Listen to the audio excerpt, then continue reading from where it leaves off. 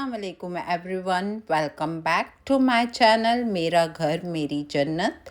तो कैसे हैं आप सब? आई होप कि आप सब ठीक होंगे। अल्हम्दुलिल्लाह मैं भी ठीक हूँ।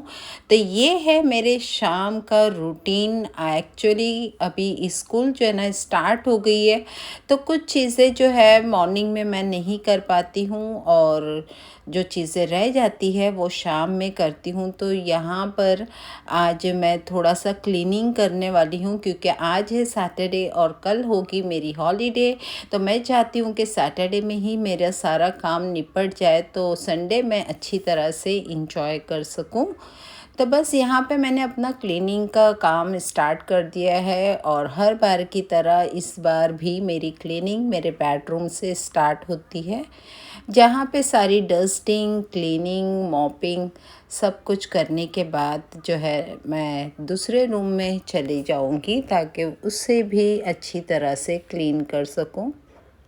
क्या है ना कि जो वर्किंग वूमन होती है उनको अपने टाइम लिमिट के हिसाब से काम करना होता है। एक हाउसवाइफ कभी भी किसी वक्त भी कुछ भी काम कर सकती है, क्योंकि पूरा दिन होता है उसके पास। वो अपने लिए, अपने काम के लिए एक शेड्यूल बना सकती है, लेकिन जो वर्किंग वूमन है उसको घर की और बाहर की दोनों जिम्मेदारियां निभानी होती है, और उसके लिए उसको बहुत ही स्ट्रॉन्गली खड़ा होना होता है अपनी रूटीन पे। अगर एक बार छोटी सी भी हम आलस ला लेते हैं या सुस्ती कर जाते हैं ना, तो वो काम जो है वो पेंडिंग पे पेंडिंग चलता जाता है, और एक पहाड़ जैसा काम जो है ना वो हमारे सामने क्रिएट हो जाता है। तो मैं ये कोशिश करती हूँ कि जितना हो सके काम जब थोड़ा सा भी है वो हो जाए।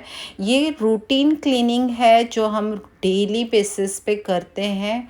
ये वो वाली क्लीनिंग है, ये वो क्लीनिंग नहीं है जो हम ईद के मौके पे या किसी ख़ास मौके पे करते हैं।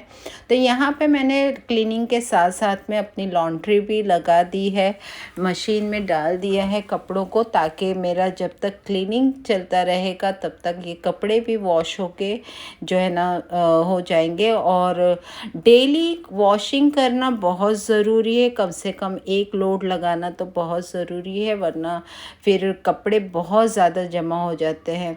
वॉश बेसिन के पास जो भी मिरर होता है, वॉल होती है, उसको वीकली मैं एक बार ज़रूर क्लीन करती हूँ। वैसे तो देखिए सबसे बेस्ट ये होता है कि हमारा रूटीन जो है वो है, लेकिन अगर आपको कोई चीज़ गंदी दिखाई दे रही है तो आप अपने रूटीन का या शेड्यूल का इंतज़ार मत कीजिए, बल्कि उसको उसी वक्त जो है ना क्लीन कर दीजिए, ताकि आपका घर नीट एंड क्लीन दिखेगा। अचानक कोई घर में आ भी जाता है ना, तब भी वो आपको अप्रिशिएट ही करेंगे, क्योंकि आपका घर हर वक्त क्लीन दिखाई देगा।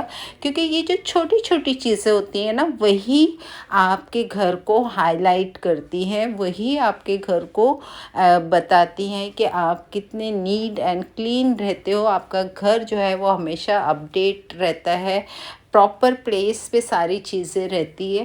तो ये थोड़ी सी समझदारी और एक्टिवनेस की ज़रूरत होती है घर को ऑर्गेनाइज करने के लिए, और अगर हम इन चीज़ों का ख्याल रखेंगे ना, तो इंशाल्लाह हम पे कभी भी बर्डन नहीं आएगा।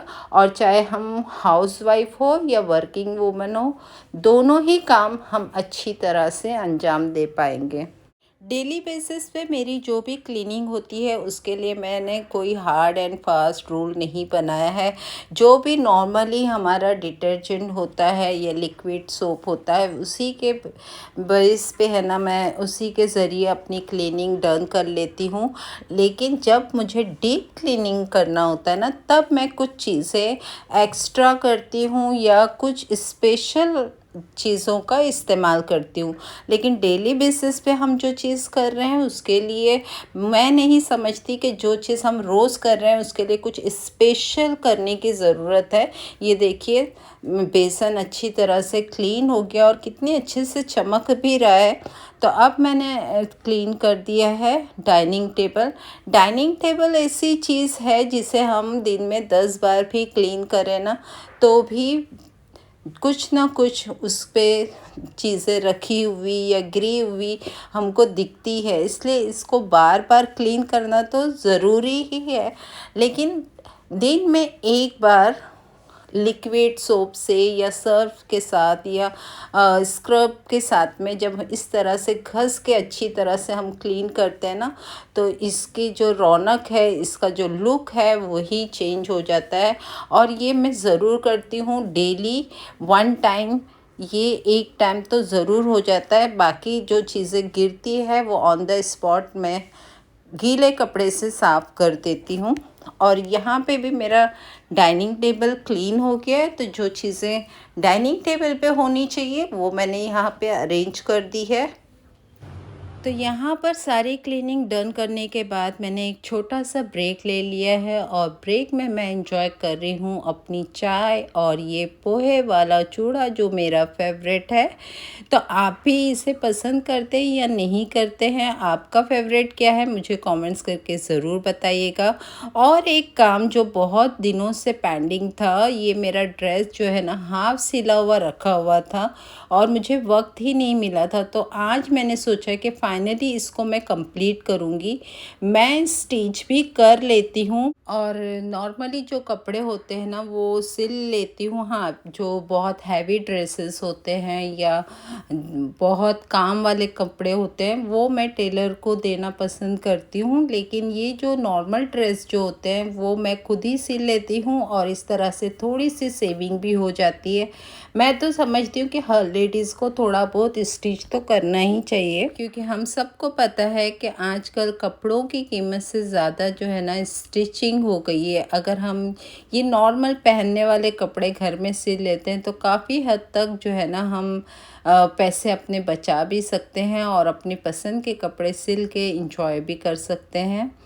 और ये 2 दिन से है ना मौसम कुछ इस तरह से हो रहा है कि शाम का वक्त होता है और बिल्कुल अंधेरा सा हो जाता है, जैसे लगता है कि 8-9 बज रहे हैं। अब मैं आपको बताऊं कि टाइम क्या हो रहा है, आप भी देख के शॉक हो जाओगे। देखिए इतना अंधेरा है और टाइम हुआ है 5:30, शाम के 5:30 बज रहे हैं और इतना सारा अंधेरा हो गया और काफ़ी बिजली भी कड़क रही है और बारिश भी तेज़ हो रही है। मौसम बदल रहा है ये तो डेफिनेटली पता है, और ऐसे मौसम में ना थोड़ा सा चाय के साथ कुछ नमकीन चीज़ें खाने का मन करता है। तो बस ये नगेट्स वगैरह जो है मैं फ्राई कर रही हूँ और हम इंजॉय करेंगे चाय के साथ में।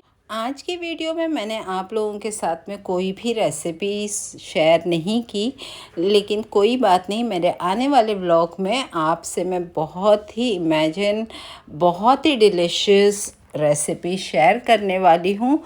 तो आज का मेरा व्लॉग जो है वो यहीं तक था। आई होप कि आपको पसंद आया होगा। पसंद आया है तो लाइक, शेयर और सब्सक्राइब ज़रूर कर दीजिएगा।